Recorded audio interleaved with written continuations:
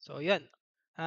Kung kanina meron tayong direct control, meron din tayong indirect control. Medyo basahin lang natin yung nakalagay na problem definition. So, in the indirect type control, the piston of the double acting cylinder should pull out after a hand switch is activated quickly and it should remain in its forward position. So, naka-extend daw siya. Hindi daw siya matatanggal and after quickly activating the second hand switch, o ibig sabihin meron tayong push button na first para mag-extend, may second tayo na push button para mag-retract, the piston should return to its end position again. Sir, same lang din naman ang ginawa natin sa direct at saka indirect control. Pag pinindot natin yung isang push button, mag-extend. Pag pinindot natin yung isang second push button, magre-retract. So this time, sabi dito, may note daw. In the indirect control, a magnetic valve, each actuating and key operated switch first control a relay. So, kailangan meron daw tayong i-control na relay. So, it is only through the contact of relays, 'di ba? Merong key element sa indirect control na relay. So, that the magnetic valves are controlled. This is a type of control actuating the key operated switches which small efficiencies can be used. So, sir, ano naman ang meron dito? So, meron tayo ditong same lang na configuration, yung wiring diagram yung mababago. Before tayo magawa nitong wiring diagram na to, let me first introduce to you what is relay. Ito yung itsura ng relay pagka tiningnan natin. Sir, ano pong itsura niyan sa tunay na buhay? Parang nakikita nyo naman yan lagi eh. So, kuha tayo ng ng relay dito. Relay, relay na pang electronumatics. Elec electronumatics. Matics. Kung ano yung relay na nakikita nyo dun sa sa which is mabagal yung internet, ayaw niya magpakita ng relay. So, kung ano yung nakikita natin na relay, ito yung relay natin na symbol. Wala tayong relay. Ito yung um, schematics niya. Meron siyang coil, meron siyang mga contacts. Ito yung itsura ng relay sa Wala ba ditong relay na itsura para mapakita natin? Parang ayaw magpakita ng relay, Ito yung makikita yung mga maliliit na relays. Relay, pero meron tayong, ano ba yan? Walang relay dito. Meron ako dito, kaso, yan, yung mga ganito. Yan, yung mga relay. So, makikita nyo sa relay, yan, sana naman magpakita ng ayos. Hindi rin masyadong kita eh, pero ganyan yung itsura niya. More images nga tayo. Kayo naman, nakita nyo na yan. Huwag nyo nang pahirapan tong Google ko. So, hindi pala sa Google Mag-Google nga tayo. Parang sa Google mas madami. Ano daw? Oh, 'di ba? Meron pang standard si Sir. Ano nga?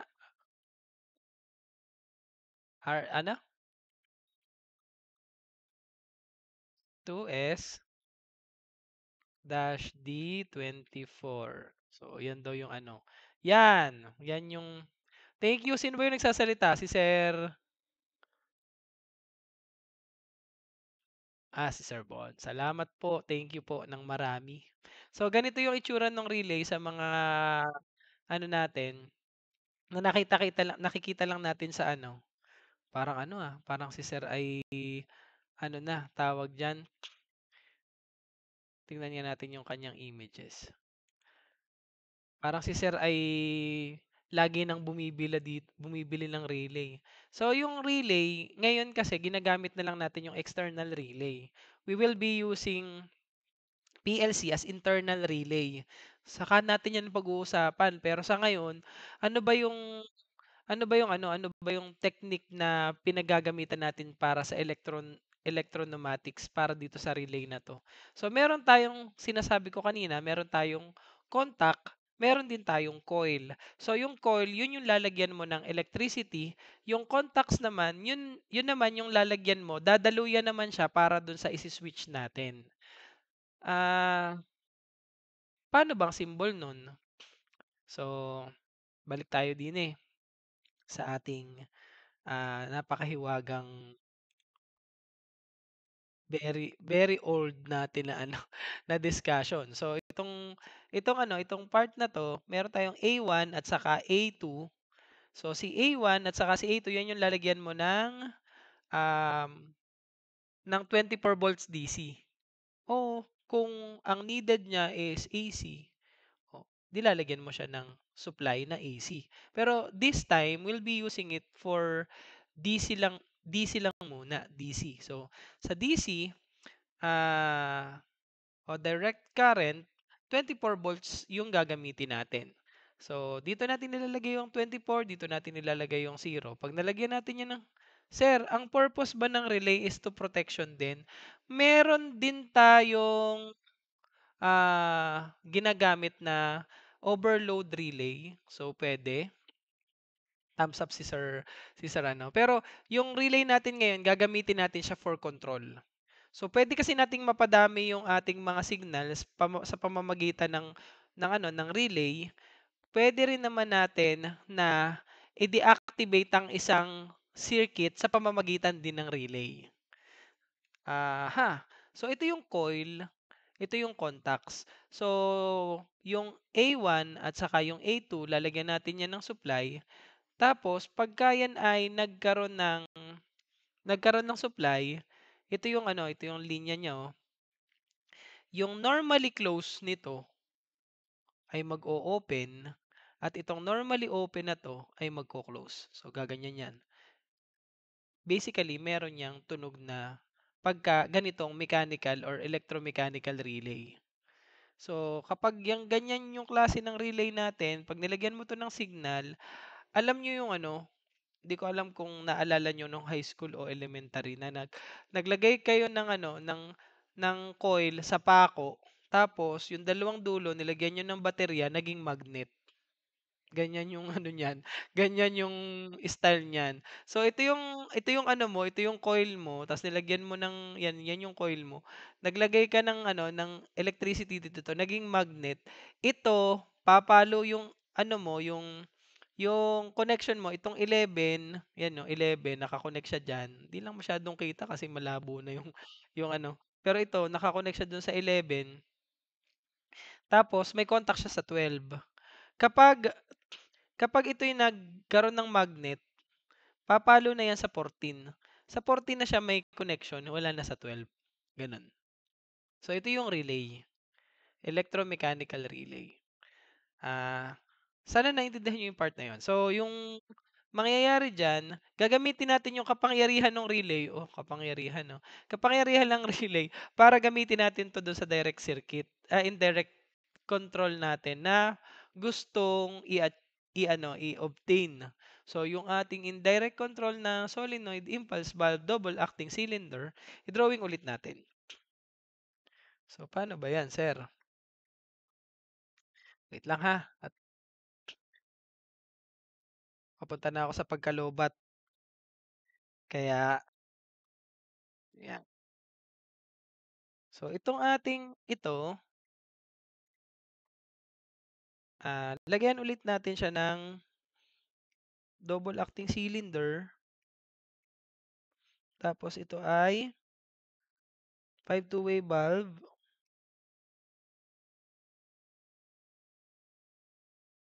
double solenoid. Tapos ito ay may connection.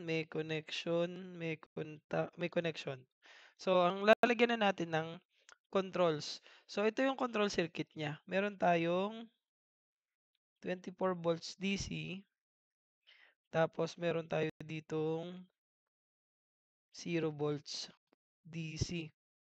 So lagyan natin 'to ng A plus, A minus para medyo malapit-lapit na dun sa ginagawa natin kanina.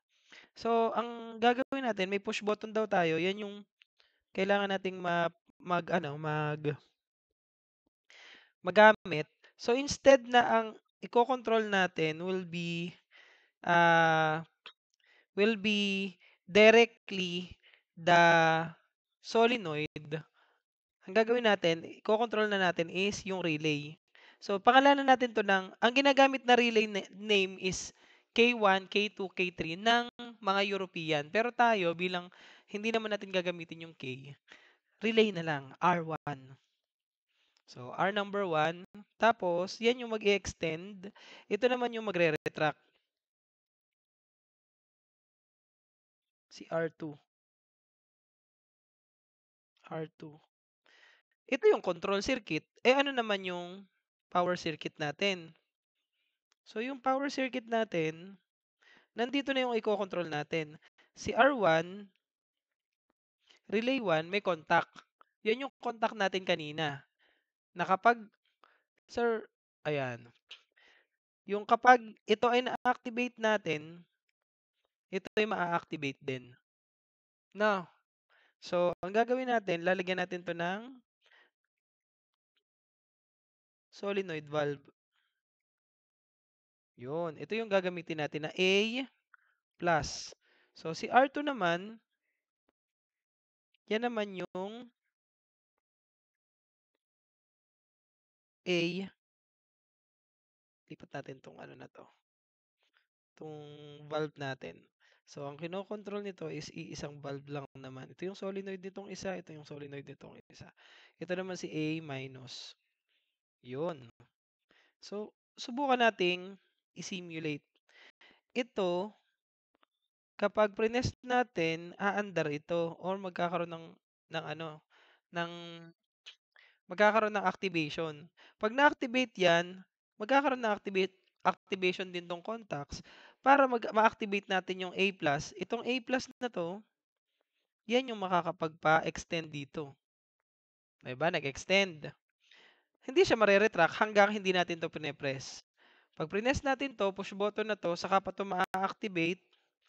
Para ma-activate itong R1 ay R2, sorry. Bakit ba R1 ang nakalagay dito? So, may mali. Papalitan natin 'yan ng R2.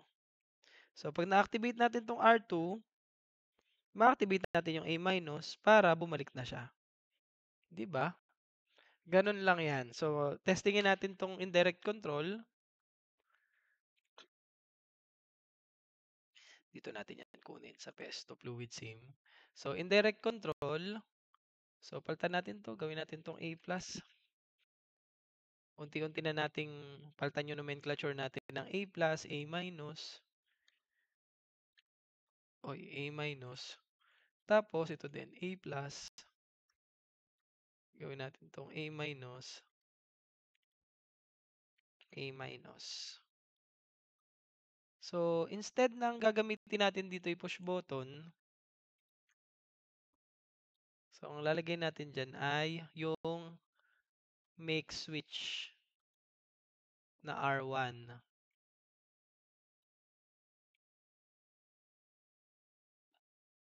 Yan, medyo ituwid natin para maganda-ganda tingnan. Copy paste ulit. Ito naman yung R2.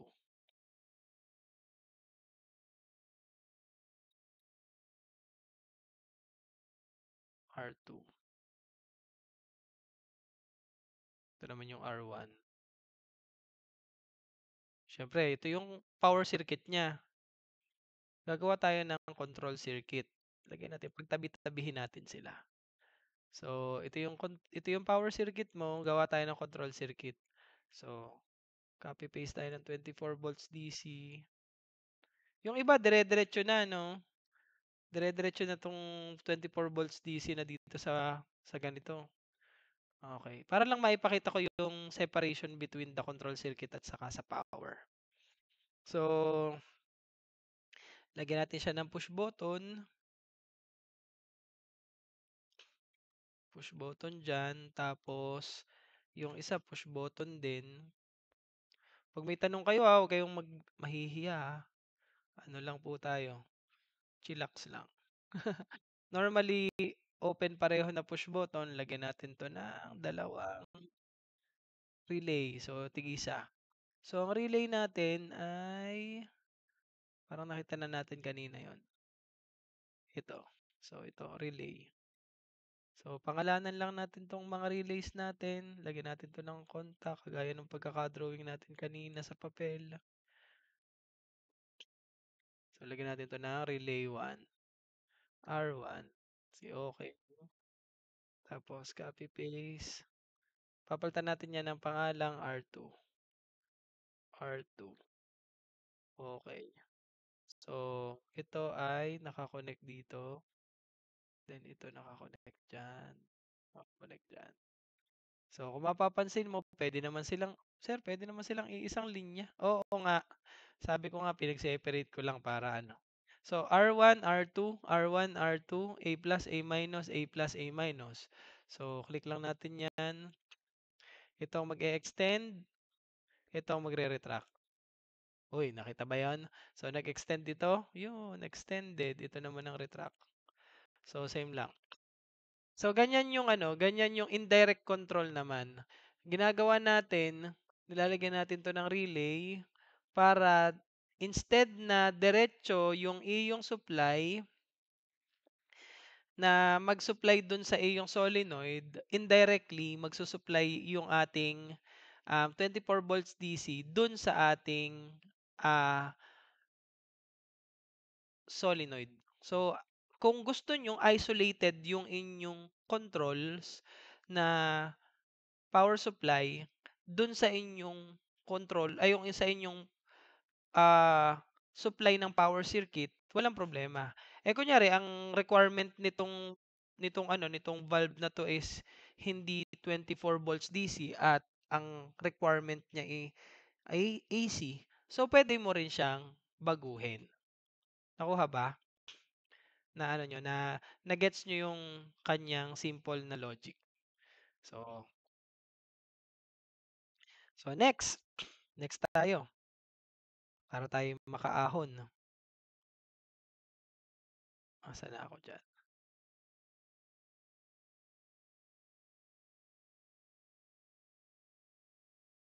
'Yun. So next natin, napag-usapan natin 'tong relay. Meron kasing relay na coded ng numbers. Ayan 'no, may mga coded ng numbers na ganyan. Yung 14 yung kanyang normally open, tapos yung ano niya, yung kanyang kinokontrol is 14 tapos pupunta siya sa 13, yung 24. Yan yung ano niya, yung ah, kanyang nakalagay. So, 'pag dito, gano'n din, meron siyang 11 and 21. Ito naman yung parang common niya. Yung common niya is 11, normally open siya sa 14, normally close siya sa 12. Yung common niya is 21, normally open niya si 24, normally close niya si 22. So, ganyan. Aha, siguro for the double pole, double throw. Yan, tama. So, double pole, double throw. So, ito naman yung gagawin nating last na. So, meron tayong tinatawag na indirect control of solenoid valves, electric internal maintenance. Meron tayong tinatawag na dominant off at saka dominant on control. So, dominant off control, sabi dito, a piston of a double acting cylinder is pulled out after a quick activation of a hand switch and is stayed in its position, or in that position. So, after activation of the second hand switch, the piston of a cylinder is to pull back. Spring return solenoid valve is to be used as actuator. So, in addition, the piston is to stay in its basic position, move in at the voltage interruption. So, dito, tingnan mo, ang ating ilalagay dito is single solenoid, spring return, 5 two-way valve. Pero, ang gagawin daw natin is meron tayong push button pang extend, meron din tayong push button para ma-retract siya. So, ginagawa natin para matanggal siya sa position or maibalik natin sa natural position or sa kanyang normal position 'pag naka ganito, um, yang spring return, tinatanggalan lang natin ng electrical supply, 'di ba? Gano'n 'yun. So, paano siya na tinatanggalan ng electrical supply? Hindi niyo tatanggalan ng electrical supply na ano, meron tayong tinatawag na dominant off at saka dominant on control. So, ano yung dominant on at saka dominant off control? Balik tayo dito. So, sa dominant off control, ganito yun. Dominant off control. So, sa dominant off control, meron daw tayong gustong 5 two-way valve.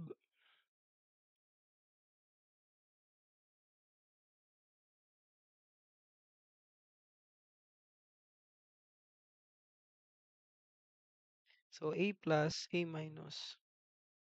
Tapos, yan yung yan yung ano, double solenoid. Eh, gusto natin single solenoid lang. Yun, single solenoid lang. So, may spring siya. So, kailangan daw yung A plus natin, papatayin natin para bumalik siya. Papatayin natin yung electrical signal. So, para magawa yon, gagawa tayo nung on-off function. Ito yung dominant off. Yung kanina nating ginawa sa una nating circuit. Meron tayong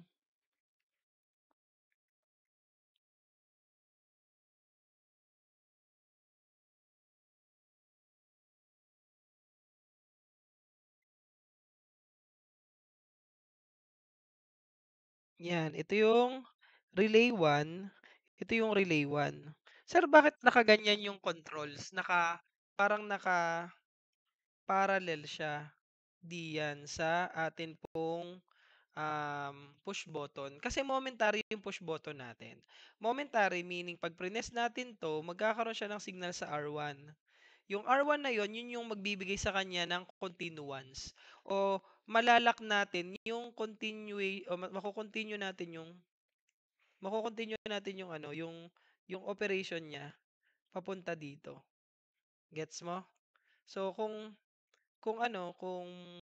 gagawin natin 'yan, kung gagawin natin 'yan, prines natin 'to, nag-continue yung nag-continue tong ano natin, tong supply natin dito kasi prines natin 'tong, 'di ba, prines natin 'yan.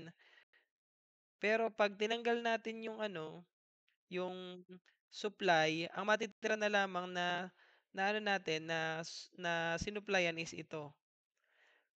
Mapuputo lang 'yan kapag prines natin ito. So, pag prines daw natin 'tong part na 'to, mapuputol yung kuryente natin dito. Gets ba? Sir, ulit-ulitan nga. So, gawin natin 'yan sa circuit. Gawin natin sa circuit. Mhm. So, meron tayo ditong anohin natin 'to, gawa tayo ng bago. So, meron daw tayo ditong circuit ng 24 volts DC, tapos meron tayo ditong ah, 0. So, meron tayong ganyan. Then, kapag naglagay tayo ng push button, saan ba yung push button ko dito? Yan, push button. Tapos, tapos naglagay ako dito ng push button na normally close. Hanapin ko pa kasi medyo, ay, eto, push button na normally close. Tapos, naglagay ako dito ng function ng relay. O, yan, lalagyan natin siya ng ano. So, ito, lagyan natin siya ng ano nga yan? Make switch. So, lagyan natin to ng relay.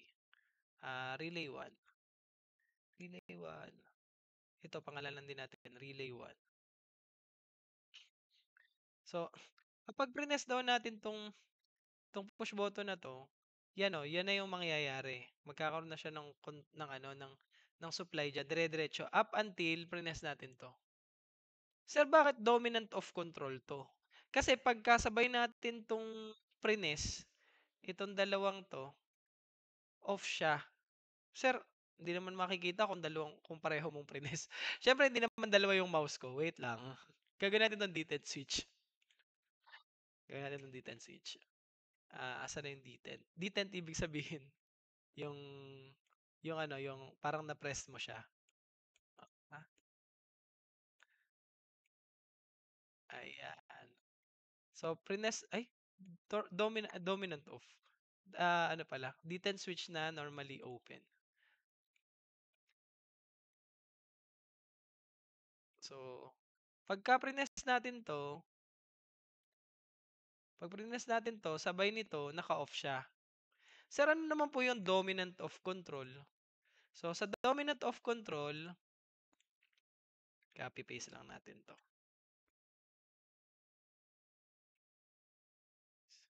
Sa dominant off control, nasa loob naman ito.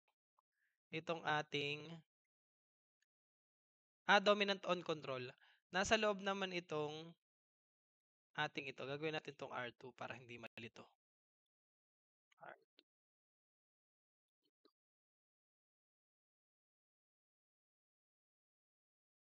is 24, copy paste.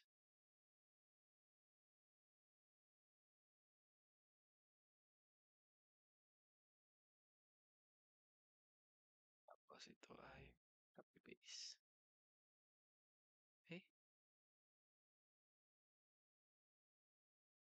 eh, ayaw. Ayaw na sumunod.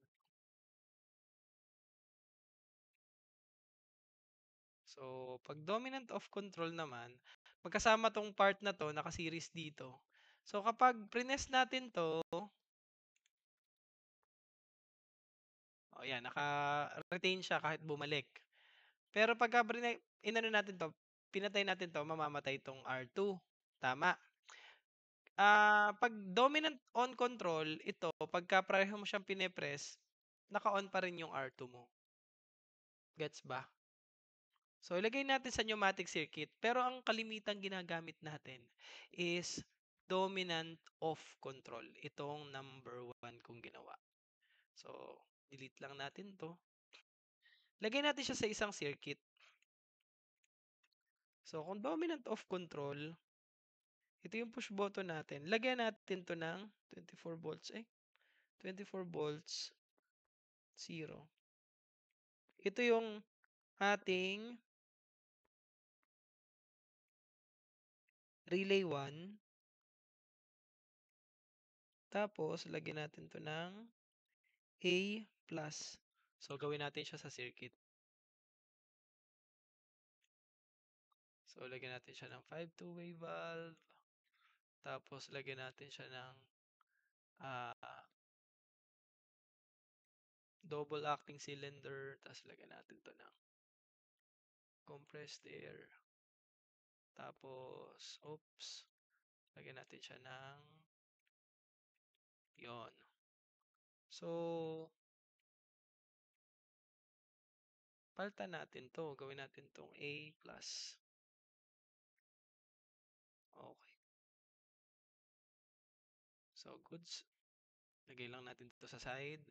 Tapos, lagay natin ng ah, solenoid valve. Itong solenoid valve na to, yan yung i-control natin sa pamamagitan ng R1. So, ito yung dominant of control.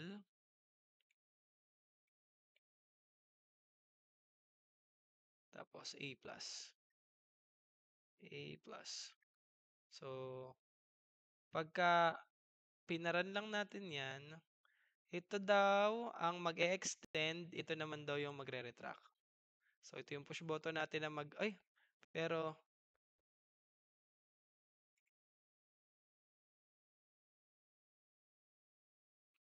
yung ating mag-e-extend will be, palitan natin to ng ng momentary push button na.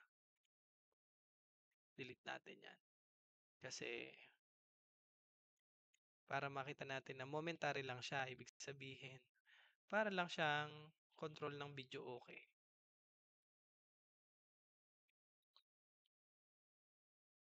So, click lang natin 'to, ta's ito naman yung mag-e-extend, ito yung magre-retract.